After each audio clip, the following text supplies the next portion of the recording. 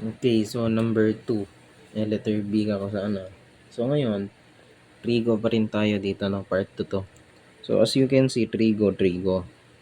Pero, naka-fraction siya. So anong ibig sabihin nun?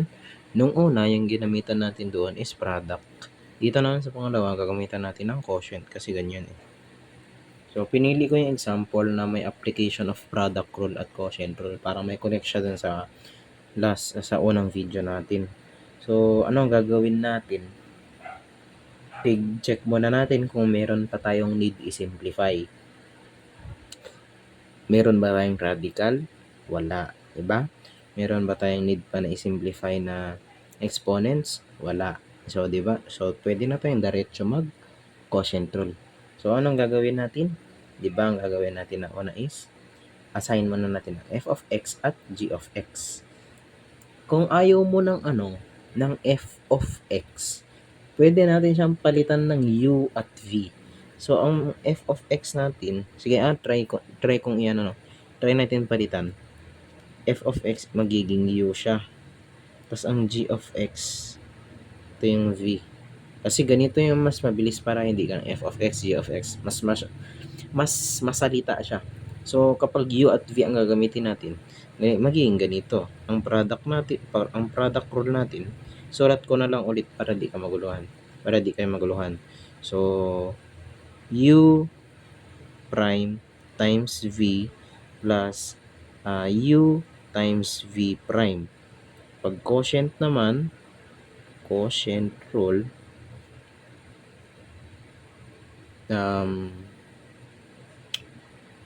u prime times v minus u v prime tapos v squared. Ganyan. Kung ayaw mo ng ganito, panoorin mo muna tong video. Kung ayaw nyo ng ganito, just stick with f of x at g of x na lapa. Okay? Pero itatry ko to ngayon. Ganito ang itatry ko. Para tignan nyo kung saan kaya mas madalian sa dalawa. So ngayon, using this formula, we will now solve for the Ngayon, hanapin muna natin ang u at v. Sino ang u? Sino ang v? Diba? So, u. Yung u natin is, ito yung nasa taas. Ito yung v natin na nasa baba. Ito yung f of x, ito yung g of x. So, u at v. So, u natin is sin t. At ang v natin is 3 minus 2 cosine t. So, diretso lang sa index yan. Ano ang sine? Derivative ng sine, cosine, positive cosine. So, u prime is positive cosine t. Tapos ang v prime naman natin, ano ang derivative ng 3? 0. So, di ko na isusulat. Ano ang derivative ng cosine t? Diba, ang derivative ng cosine t is, ano ang cosine? Ay, cosine daw. Cotangent dapat ata to. Cosine ba? Oo, cosine pala. Ang derivative ng cosine is negative sine u. So, note may negative tayo dyan. Susulat ko lang pa yun. Negative 2. Tapos, ang ano niya is negative sine t. So, negative times negative, magiging positive. Positive 2 sine t. Ngayon, meron na tayong u prime, meron na tayong v prime, meron yung v natin dito, tapos meron yung u. Pwede natin gamitin to, diba? So, ganito natin. Boom. Is equal to, sulat natin ulit yung formula. So, u prime times v minus u times v prime over v squared. Ngayon, ano ang u natin? Sin t, di ba?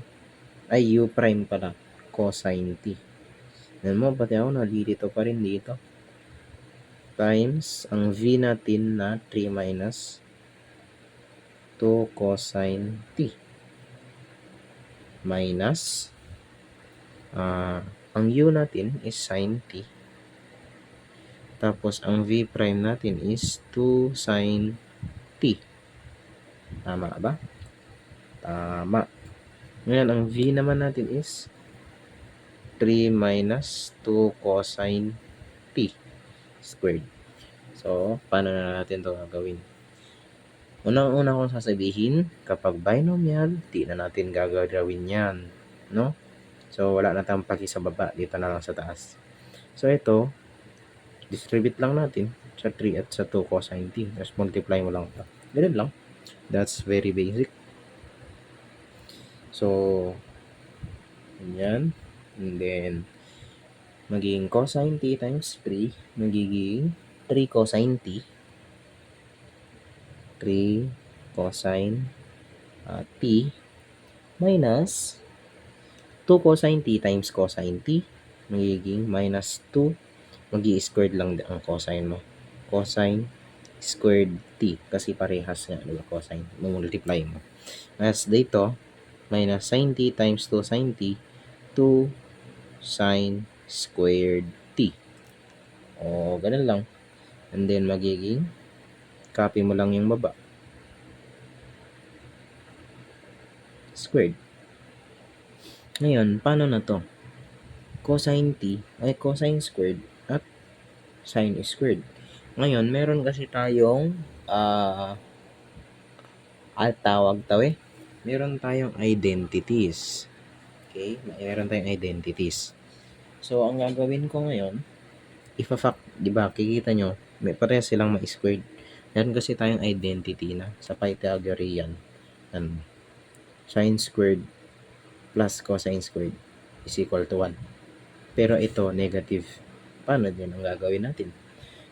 The same lang po yan. Gagawin lang natin positive. So, panoorin. So, is equal to 3 cosine t. Kukunin mo ang negative 2. Fa-factor mo ang negative 2 kasi parehas silang 2. Diba? So, fa-factor out mo ang negative 2. Di mawawala ang 2 dito at mawawala ang 2 doon kasi nilabas na natin. Copy mo lang ang cosine t. Cosine squared t pala. So, ito magiging positive na. Why? Kasi negative 2 divided by negative 2, positive 1. Diba?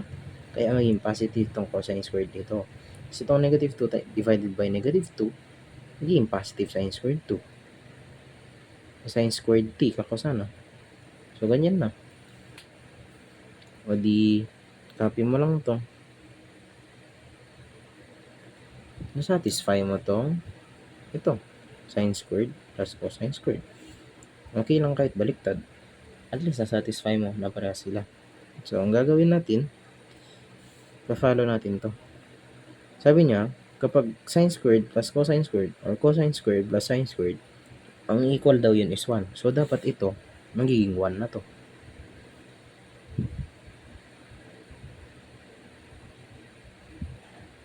Minus 2, magiging 1 na to. Times 1. 3 minus 2 cosine t squared. So, simplify mo lang. 3 cosine t minus 2. Kasi 2 times 1, ganoon lang. 2. Tapos 3 minus 2 cosine t squared. So, ganyan lang ang sagot. Diba? Walang kahirap-hirap. Ganun lang. Kapag pag wag kayong masyadong mag-overthink sa final answer niyo. Diba, nakita nyong cosine to, tapos cosine sa baba, tapos inisipan nyong ni-cancel. Mali na yan. Kasi nakikita nyong may squared yun eh. Huwag nyo gawin ganun. Kaya, iwasan nyo mag-overthink sa answer nyo. Ganun. Lalo na kapag sa given problem. Diba, ganito given problem mo.